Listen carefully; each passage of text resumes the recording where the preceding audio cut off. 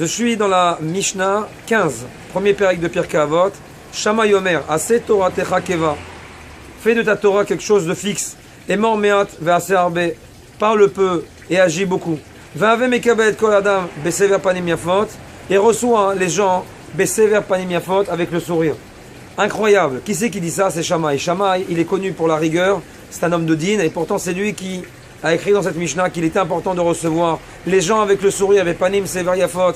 Comme on l'a dit la dernière fois, il faut comprendre que le mot chiyur, qui est sourire, le shores, la racine de ce mot est chai. Chai, c'est la vie. Quand tu souris à quelqu'un, tu lui donnes de la vie.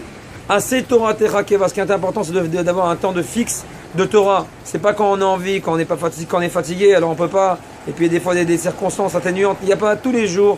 Il faut essayer de fixer un moment. Comme c'est écrit dans la Gemara, la première question qu'on te posera dans le Olam Haba, Kavata itim la Torah, est-ce que tu as fixé un temps de Torah? Et mort, mead ve'aseh arbe, parle peu et commence à agir, commence à travailler. Et bien, on voit la mida des tzadikim, c'est justement les gens qui parlent peu et qui agissent beaucoup. En général, ceux qui parlent beaucoup agissent peu. Il faut ressembler à Avraham Avinu, une personne qui arrive à parler peu, mais en tout cas, quand il agit beaucoup.